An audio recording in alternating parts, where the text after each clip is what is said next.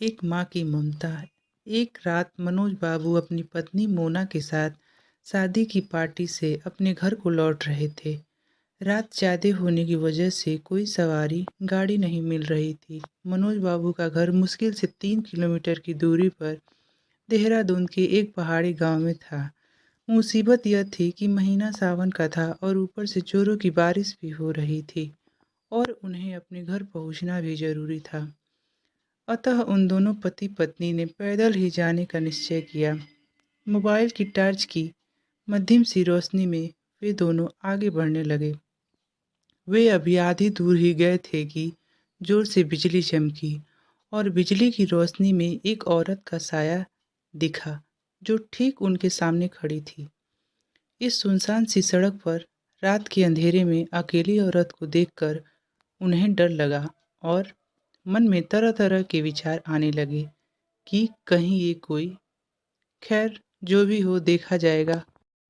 ऐसा सोचते हुए उन दोनों ने अपने कदम आगे बढ़ा दिए, लेकिन बिजली अब बार बार लगातार चमकने लगी थी और उस बिजली की चमक में वो औरत दूर से ही साफ साफ दिख रही थी। वो औरत उन्हें रुकने का इशारा कर रही थी। उसे देखकर मनोज बाबू की पत्नी की तो हालत खराब हो रही थी, लेकिन मनोज बाबू को अब लगने लगा कि ये औरत शायद कोई मुसीबत में है। मनोज बाबू जब रुके तो वो औरत उनसे हाथ जोड़ते हुए बोली, भाई साहब प्लीज़ मेरी मदद कीजिए।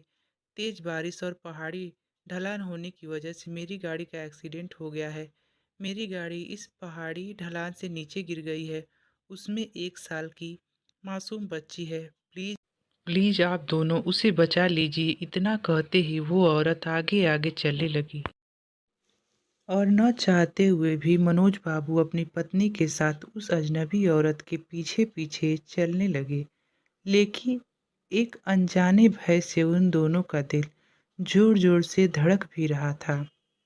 जैसे ही वे दोनों पहाड़ी से नीचे उस गाड़ी के पास गए तो उन्होंने देखा कि गाड़ी में एक प्यारी सी मासूम बच्ची रो रही है। मनोज बाबू ने बच्ची को गाड़ी से निकाला तो पाया कि बच्ची बिल्कुल ठीक है। मनोज बाबू ने उस बच्ची को अपनी पत्नी की गोद में दे दिया। फिर मनोज बाबू को लगा कि ड्राइवर की सीट पर भी कोई है।